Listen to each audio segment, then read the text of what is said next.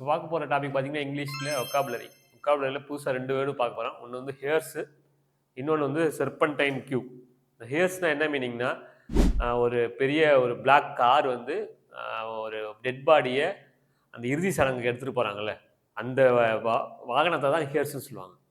தமிழில் பார்த்தீங்கன்னா பெரிய ஒரு கருப்பு கலரில் ஒரு காரு, அது கார் வந்து 4 வீலரு.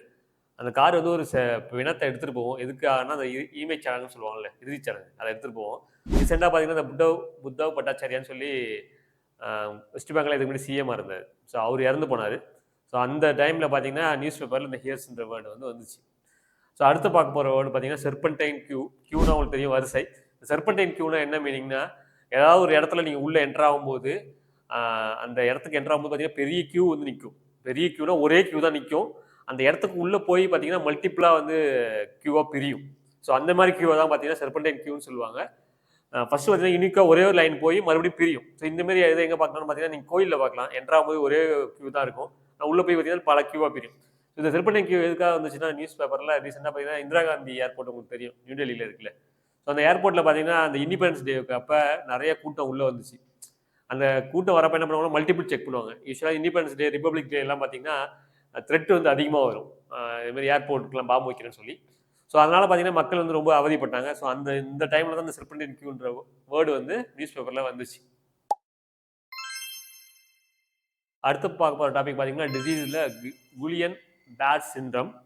ஸோ இந்த ப்ரொனன்சியேஷன் நீங்கள் கரெக்டாக எப்படி ப்ரொனன்சியேஷன் பண்ணுறதுன்னு பார்த்தீங்கன்னா, நீங்கள் இந்த வேர்டை வந்து கூகுளில் டைப் பண்ணி அதில் ஸ்பீக்கர்னு ஒரு சிம்பிள் இருக்கும், அதை அழுத்தினீங்கன்னா அதுவே ப்ரொனவுன்ஸ் பண்ணும், எப்படி ப்ரொனவுன்ஸ் பண்ணுறதுன்னு சொல்லி. குலியன் பேர்ட் சிண்ட்ரம்னா என்னன்னா, ஃபஸ்ட்டு இது நியூராலஜிக்கல் டிசார்டர். ஸோ நரம்பு சம்மந்தப்பட்டமான ஒரு டிசீஸ் இது.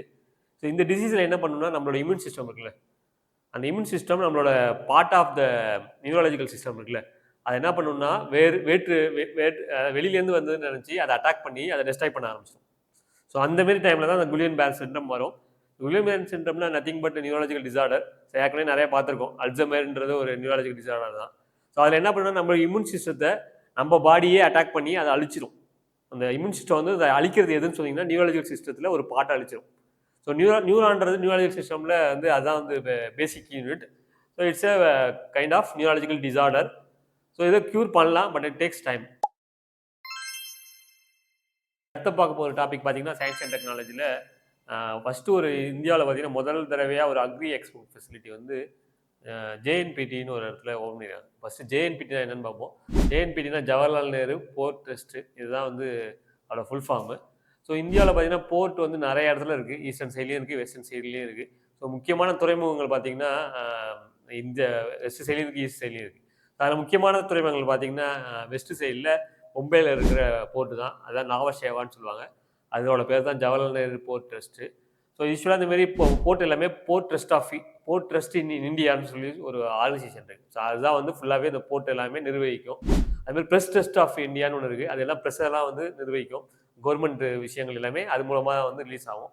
ஸோ அக்ரி எக்ஸ்போர்ட் ஃபெசிலிட்டினா என்னன்னு சொன்னால் பார்த்தீங்கன்னா, ஒரு அந்த இது வந்து ஏற்றுமதிக்காக உள்ளது தான் அது, இந்த ஃபெசிலிட்டி. ஸோ இது எதுக்காகன்னு சொன்னால், அந்த அக்ரிகல்ச்சர் ப்ராடக்ட் வந்து ஃபார்மர்ஸ்லேருந்து கலெக்ட் பண்ணுவாங்க. அதை கலெக்ட் பண்ணோன்னா என்ன ஆகும்னா, யூஸ்வலாக கலெக்ட் பண்ணுற டைம்லேயே பார்த்தீங்கன்னா சிலதெல்லாம் அழுகுற மாதிரி ஆகிடும். ஸோ அதெல்லாம் அழுவாமல் பல காலத்துக்கு வந்து இருக்கிற மாதிரியும் கோல்டு ஸ்டோரேஜ் சொல்லுவாங்க. அதுவும் எல்லாமே ஷெல்ஃப் லைஃப்னு சொல்லுவாங்க. ஷெல்ஃப் லைஃப்னா ஒரு பொருளோட தன்னோட வாழ்வு காலன்றது ஷெல்ஃப் லைஃப். ஸோ இந்தமாரி பார்த்தீங்கன்னா எந்த இடத்துலையும் பார்த்தீங்கன்னா இந்தியாவில் கிடையாது இன்டெகிரேட்டட் ஒரு எக்ஸ்போர்ட் ஃபெசிலிட்டி, குறிப்பாக வந்து அக்ரிகல்ச்சர் ஃபார்மர்ஸ்க்காக. ஸோ அது ஜவஹர்லால் நேரு போர்ட் ட்ரஸ்ட்டில் ஓப்பன் பண்ணியிருக்காங்க. அந்த போர்ட் வந்து மகாராஷ்டிராவில் இருக்குது. ஸோ அதுமாதிரி இன்னொரு போர்ட் வந்து வாதவன் சொல்லிட்டு ஒரு போர்ட் வரப்போகுது, அதுவும் மகாராஷ்டிராவில் இருக்குது. வெஸ்ட் சைடில் இருக்கிற முக்கியமான போர்ட்டு பார்த்தீங்கன்னா, துறைமுகங்கள் பார்த்தீங்கன்னா, ஒன்று வந்து இந்த மும்பையில் இருக்கிற நாவாஷேவா, அடுத்தது இன்னொன்று வந்து மேங்களூரில் இருக்கிற ஒரு போர்ட்டு, அடுத்தது கொச்சினில் இருக்கிற ஒரு போர்ட்டு. அதுக்கப்புறம் பார்த்தீங்கன்னா குஜராத்தில் காண்ட்லான்னு ஒரு போர்ட் இருக்குது. அதுக்கப்புறம் அப்படியே ஈஸ்ட் சைடில் பார்த்தீங்கன்னா பரதீப்னு ஒரு போர்ட் இருக்குது, அது ஒடிசாவில் இருக்குது. இன்னொன்று எண்ணூர் போர்ட், அது உங்களுக்கு தெரியும், சென்னையில் இருக்குது. இன்னொன்று வைசாக் உங்களுக்கு தெரியும், அதுதான் வந்து நேச்சுரல் போர்ட்டுன்னுவாங்க. அதுதான் அந்த டால்ஃபின் நோஸ்ன்னு சொல்லுவாங்க. அந்த டால்ஃபின் நோஸ் எப்படி இருக்கோ அதே மாதிரியே போர்ட்டுமே இருக்கும், இயற்கையாகவே உருவான போர்ட் வைசாக்ல. அதுக்கப்புறம் கொல்கத்தாவில் ஒரு போர்ட் இருக்குது, உங்களுக்கு தெரியும். அதுக்கப்புறம் பார்த்தீங்கன்னா தூத்துக்குடியில் ஒரு போர்ட் இருக்குது. ஸோ இந்தமாரி போர்ட் இருக்கிறதுல எந்த போர்ட்லேயுமே அந்த மாதிரி ஃபெசிலிட்டி வரல. ஸோ ஃபஸ்ட் டைம் வந்து பார்த்தீங்கன்னா ஜவஹர்லால் நேரு போர்ட் ட்ரஸ்ட்டில் தான் வந்து இந்த அக்ரிகல்ச்சர் இன்டெகிரேட்டட் எக்ஸ்போர்ட், குறிப்பாக வந்து ஏற்றுமதிக்கான உள்ள அக்ரிகல்ச்சர் ப்ராடக்ட்ஸ் எல்லாமே அங்கே வச்சுருப்பாங்க. அது வந்து ரொம்ப நாளுக்கு இருக்கும். அதே டைமில் பார்த்தீங்கன்னா எந்தவித இப்போ என்ன சொல்கிறது, நேச்சுரலாகவே ப்ரிசர்வ் பண்ணி வச்சுருப்பாங்க. ஸோ அடுத்து பார்க்க போகிற டாபிக் பார்த்தீங்கன்னா ஜியாகிரஃபியில் துங்கபத்ரா டேம். ரீசெண்டாக பார்த்தீங்கன்னா துங்கபத்ரா டேம் வந்து நம்ம நியூஸ் பேப்பரில் வந்துச்சு நியூஸில். இந்த துங்கபத்ரா டேம் எங்கே இருக்குன்னு சொன்னால் முதல்ல வந்து கர்நாடகாவில் ஹோஸ்பட்னு சொல்லுவாங்க ஒரு இடம். அது வந்து எந்த டிஸ்ட்ரிக்ட்னா பெலாரி டிஸ்ட்ரிக்ட். இந்த துங்கபத்ரா நதியில் தான் இந்த துங்கபத்ரா டேம் இருக்குது. இப்போ துங்கபத்ரா வந்து முதல்ல அதோட வந்து 2 சொல்லுவாங்க நதியிலேயே. ஒன்று டிஸ்ட்ரிபியூட்ரி, இன்னொன்று ட்ரிபியூட்ரி. டிஸ்ட்ரிபியூட்டரினா கிளை நதிகள், ட்ரிபியூட்டரினா புனை நதிகள். ஒரு 4-5 நதிகள் சேர்ந்து வந்ததுன்னா அதை வந்து ட்ரிபியூட்டரின்னு சொல்லுவாங்க. ஒரு பெரிய நதியிலேருந்து நிறைய நதிகள் பிரிஞ்சு போனது தான் டிஸ்ட்ரிபியூட்டர்னு சொல்லுவாங்க. துங்கபத்ரா வந்து எதோட வந்து ட்ரிபியூட்டரின்னு சொன்னால் கிருஷ்ணா நதியோட ட்ரிபியூட்டரி இது. ஸோ இது வந்து கர்நாடகாவில் இருக்குது. ஸோ இந்த நதியிலேருந்து பார்த்தீங்கன்னா இந்த டேம்லேருந்து பார்த்தீங்கன்னா 2 ஸ்டேட்டுக்கு வந்து முக்கியமான பாசனத்துக்கு வந்து நீர் துறப்பாங்க. ஒன்று வந்து கர்நாடகா, இன்னொன்று ஆந்திர பிரதேஷ். உங்களுக்கு தெரியும் கிருஷ்ணா நதி வந்து மகாராஷ்டிராவில் உருவாகுது. ஸோ அதோட ஒரு ட்ரிபியூட்டரி தான் இது. ட்ரிபியூட்டரினா தமிழில் புனை நதிகள், கிளை நதிகள் கிடையாது. ஸோ அதுலேருந்து தான் உருவாகிறது தான் துங்கபத்ரா டேம். துங்கபத்ரா டேம் வந்து 2 ஸ்டேட்டுக்கு வந்து ரொம்பவே முக்கியம். ஒன்று வந்து கர்நாடகா, இன்னொன்று ஆந்திரா. இது இருக்கிறது கர்நாடகா. கர்நாடகாலேருந்து இந்த டேம்லேருந்து நீரை வந்து யூஸ் பண்ணிப்பாங்க. அதுமாதிரி ஆந்திராலேருந்து யூஸ் பண்ணிப்பாங்க. ரீசெண்டாக பார்த்தீங்கன்னா அதில் சில பிரச்சனைகள் வந்துச்சு அந்த டேமில். ஸோ அதனால தான் நியூஸில் வந்துச்சு. அடுத்து பார்க்க போகிற டாபிக் பார்த்தீங்கன்னா இன்டர்நேஷ்னல் பாலிட்டியில் எல்டிபிடின்னு சொல்லுவாங்க. எப்படி எல்ஜிபிடி உங்களுக்கு தெரியும். எல்டிபிடி வந்து limited test ban treaty. So இது வந்து ட்ரீட்டினா உங்களுக்கு தெரியும், ஒப்பந்தம் போடுறது. ஸோ இந்த ஒப்பந்தம் வந்து பார்த்தீங்கன்னா 2 நேஷனுக்கு அப்புறம் 2 நேஷனுக்கு நடுவில் போட்டது. ஒன்று பார்த்தீங்கன்னா யூஎஸ்ஏ, இன்னொன்று ரஷ்யா. குறிப்பாக இந்த இது வந்து எப்போ போட்டாங்கன்னு சொன்னால் 1963 போட்டது. இந்த பனிப்போர்னு சொல்லுவாங்கள்ல, கோல்டு வார் டைமில் போட்டது தான் இந்த limited test ban treaty 1963 between US and Russia. So Russia வந்து யூஎஸ்எஸ்ஆர் அந்த டைமில் போட்டது இது. ஸோ எதை பற்றி உள்ள ட்ரீட்டின்னு சொன்னால், ஒரு நியூக்ளியர் டெஸ்ட்டை வந்து அவங்க அட்மாஸ்பியர்லேயோ இல்லை அண்டர் வாட்டர்லேயோ இல்லை வந்து லேண்ட்லேயோ வந்து பண்ணக்கூடாதுன்னு சொல்லி 2 நேஷனும் போட்டுக்கிட்ட ஒரு ட்ரீட்டி.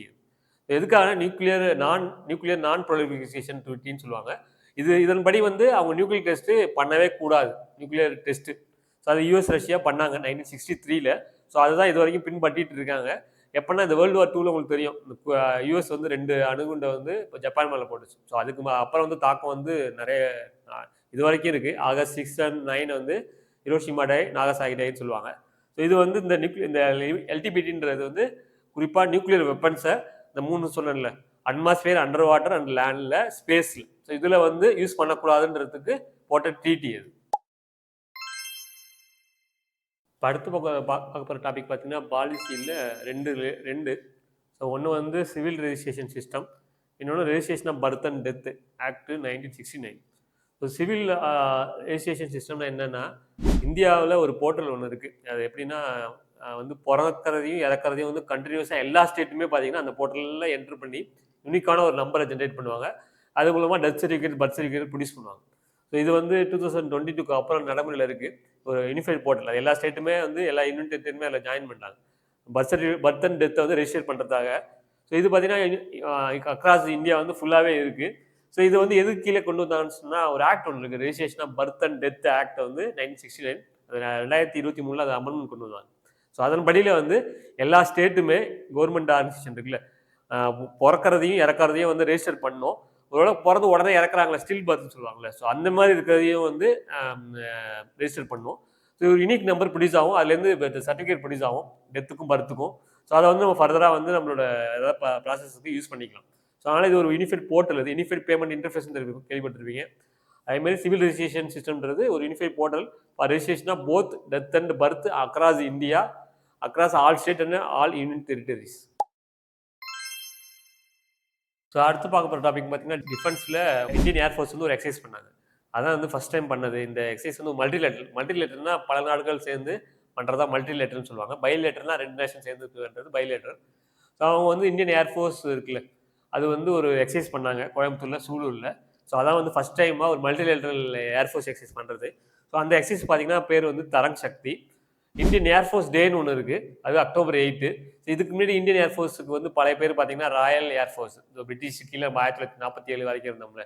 ஸோ அந்த டைமில் பார்த்தீங்கன்னா அதுக்கு ராயல் ஏர்ஃபோர்ஸ்னு பேர். ஸோ இதில் வந்து அக்டோபர் 8ன்றது உங்களுக்கு தெரியும், ஏர்ஃபோர்ஸ் டே. ஸோ அவங்க வந்து மல்டிலேட்டரல் எக்ஸசைஸ் பண்ணாங்க. ஸோ இதேமாரி பார்த்தீங்கன்னா ஒரு ஏர்ஃபோர்ஸ் எக்ஸசைஸ் இந்தியா பார்ட்டிசிபேட் பண்ணுற, மற்ற நாடுகள் சென்று எக்ஸசைஸ் பண்ணுற ஒரு எக்ஸசைஸ் இருக்குது, பிச் பிளாக்னு சொல்லுவாங்க. அது ஆஸ்திரேலியா நடக்கிறது. அதுவும் மல்டிலேட்டரல் ஏர்ஃபோர்ஸ் எக்ஸசைஸு. ஸோ இதேமாரி ஆர்மி எக்ஸசைஸ் இருக்குது, நேவல் எக்ஸசைஸும் இருக்குது. பல நாடுகள் சேர்ந்து பண்ணுறது இருக்குது, 2 நாடுகள் சேர்ந்து பண்ணுறது இருக்குது.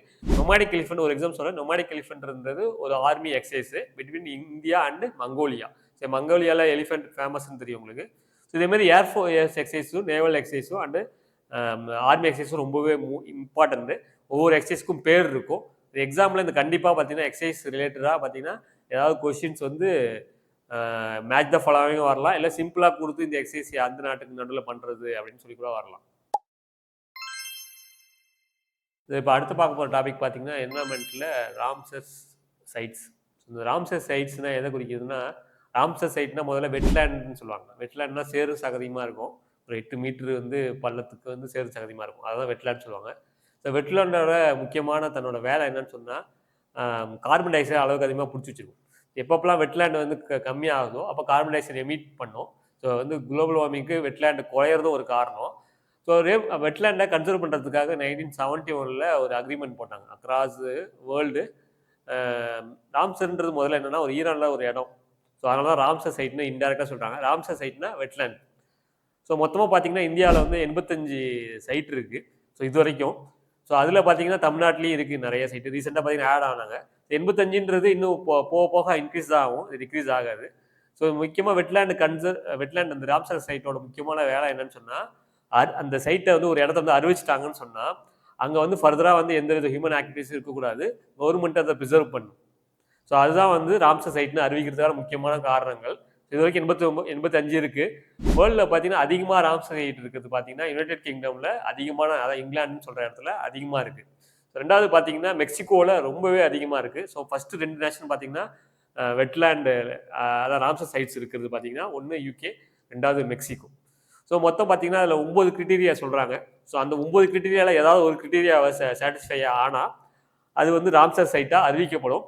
அந்த ராம்சர் சைட்டுன்றது அந்த அந்த ஆர்கனைசேஷன்லேருந்து அந்த இடத்துக்கு காசுலாம் வராது.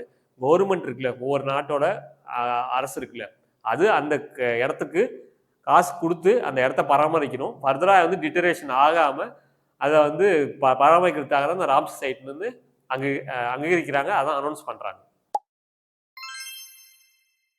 அடுத்து பார்க்க போகிற டாபிக் பார்த்தீங்கன்னா எக்கனாமியில் ஃப்ரூகல் இன்ஜினியரிங். ஃப்ரூகல்னால் என்ன மீனிங்னா, முதல்ல இன்ஜினியரிங் தெரியும். ஃப்ரூகல்னால் எந்த வித ரிசோர்ஸஸ், எந்த வித நம்மள்கிட்ட பொருளுமே இல்லாமல் ஒரு பொருளை வந்து தயாரிக்கிறது, ஒரு பொருளோ இல்லை பெரிய பொருளை தயாரிக்கிறது தான் ஃப்ரூகல் இன்ஜினியரிங் சொல்லுவாங்க. With less resource or no resources. So அதை யூஸ் பண்ணி ஏதாவது ஒரு ப்ராடக்டை ப்ரொடியூஸ் பண்ணாங்கன்னு சொன்னால் அதை தான் ஃப்ரூகல் இன்ஜினியரிங் சொல்லுவாங்க. ஸோ எக்ஸாம்பிள் பார்த்தீங்கன்னா ஃப்ரூகல் இன்ஜினியரிங்க்கு ஓலா, நம்ம கேப்ஸ் இருக்குல்ல, ஓலா ரைடு, இவரம் வந்து ரேப்பிடோ. இதெல்லாம் என்னென்னா அவங்கள்ட்ட எந்த வெஹிக்கிளுமே கிடையாது. அவங்க வந்து யார் வெஹிக்கிள்கிட்ட வச்சுருக்காங்களோ அவங்கள்ட்ட கான்ட்ராக்ட் போட்டு அவங்கள்ட்ட ஜஸ்ட் வந்து காசு தான் கொடுக்குறாங்க, காசை வாங்கிக்கிறாங்க. அவங்கள்ட்ட எந்த ரிசோர்ஸுமே கிடையாது. ஓலர், ஊபர், ரேப்பிடோலாம் இது பெஸ்ட் எக்ஸாம்பிள் ஃபார் ஃப்யூகல் இன்ஜினியரிங். பார்த்தீங்கன்னா இந்தமாரி டிரான்ஸ்போர்ட் சர்வீஸ் ப்ரொவைட் பண்ணுறாங்களே, அவங்கள்ட்ட வெஹிக்கிளும் கிடையாது, எதுவும் கிடையாது, மேன் பவரும் கிடையாது. எல்லாமே த்ரூ அவுட் சோர்சிங் தான். ஸோ ஃப்யூகல் இன்ஜினியரிங் பெஸ்ட் எக்ஸாம்பிள் பார்த்தீங்கன்னா இப்போதைக்கு டிரான்ஸ்போர்ட் சர்வீசஸ். ஸோ இப்போ லாஸ்ட்டாக கடைசியாக 10வது டாபிக் பார்க்க போகிற டாபிக் பார்த்தீங்கன்னா கவர்மெண்ட் பாடிஸில் security exchange board of India. So security exchange board of India முன்னாடி பார்க்குறதுக்கு முன்னாடி ஆரம்பத்தில் பார்த்தீங்கன்னா சிலது வந்து கான்ஸ்டியூஷனல் பாடின்னு சொல்லுவாங்க. இப்போ கான்ஸ்டியூஷன் ஃபஸ்ட்டு உருவாக்கப்பட்டதோ அப்பையிலேருந்து இருக்கிறது தான் கான்ஸ்டியூஷனல் பாடின்னு சொல்லுவாங்க. சிலது நான் ஸ்டாச்சுட்டரி பாடின்னு சொல்லுவாங்க. நான் ஸ்டாச்சுட்டரி பாடினா பிற்காலத்தில் கான்ஸ்டியூஷனில் அதை ஆட் பண்ணியிருப்பாங்க. ஸோ அது வந்து நான் ஸ்டாச்சுட்டரி பாடிக்கு ஒரு எக்ஸாம்பிள் பார்த்தீங்கன்னா செபி. செபிக்கு ஃபுல் ஃபார்ம் பார்த்தீங்கன்னா security exchange board of India. So இவங்களோட முதல் வேலை என்னன்னு சொன்னால், இந்த ஷேர் மார்க்கெட் இருக்குல்ல, ஷேர் மார்க்கெட்டை ஃபுல்லாகவே நிர்வகிக்கிறவங்க பார்த்தீங்கன்னா இவங்க தான். ஸோ இது வந்து இதுக்குன்னு தனியாக ஒரு ஆக்ட் இருக்குது, 1988 போட்ட ஆக்ட், செபி ஆக்ட் 1988ன்னு சொல்லி. இது ஹெட் குவார்ட்டர்ஸ் வந்து பார்த்தீங்கன்னா மும்பையில் இருக்குது. ஸோ இதுக்கு கீழே பார்த்தீங்கன்னா என்எஸ்சி அண்ட் பிஎஸ்சி இருக்குது, national stock exchange and Bombay stock exchange. So SEBI இருக்கிறது பார்த்தீங்கன்னா மும்பையில் இருக்கிறது தலால் ஸ்ட்ரீட்னு சொல்லுவாங்க. ஸோ அந்த தலால் ஸ்ட்ரீட்ன்றது வந்து எப்படி ஒரு அதுதான் வந்து இருக்கிறதுலேயே இந்த மும்பை ஸ்டாக் எக்ஸ்சேஞ்ச் இருக்குல்ல, அதுதான் ஏசியாவிலேயே ஓல்டஸ்ட். ஸோ இது வந்து ஒரு ஆலமரத்துக்கு கீழே ஆரம்பிக்கப்பட்டது ஆரம்ப காலத்தில் பாம்பே ஸ்டாக் எக்ஸ்சேஞ்ச். அதுதான் பிற்காலத்தில் இவ்வளோ பெருசாக இருக்குது. ஸோ இதில் பார்த்தீங்கன்னா செபி வந்து 1988 உருவாக்கப்பட்டது. ஸோ இது ஏன் ரீசெண்டாக பார்த்தீங்கன்னா யூஎஸில் ஒரு ஹிண்டன்பர்க்னு சொல்லி ஒரு ரிசர்ச் ஆர்கனைசேஷன் இருக்குது. அது வந்து செபியில் நடக்கிற ஊழலை பற்றி நிறைய இதை வந்து வெளியில் விட்டாங்க, குறிப்பாக வந்து அதானியை பற்றியும். ஸோ செபியோட இப்போதைக்கு இருக்கிற சேர்மன் பார்த்தீங்கன்னா அவங்க லேடி, இவங்க மாதவி பூரி பூச்சி. இவங்க பேர்லேயே நிறைய பார்த்தீங்கன்னா ப்ராப்பர்ட்டி இருக்கிறதாகவும் இவங்களே நிறைய அந்த ஷேர் மார்க்கெட்டை ரன் பண்ணுறதா இவங்க மேலே புகார் இருந்துச்சு. ஸோ அதனால தான் செபி வந்து பார்த்தீங்கன்னா ரீசெண்டாக நியூஸில் வந்துச்சு. ஸோ இது மும்பையில் இருக்குது. இது 1988 உருவாக்கப்பட்டது. இது ஒரு நான் ஸ்டேச்சுரரி பாடிக்கு ஒரு எக்ஸாம்பிள்.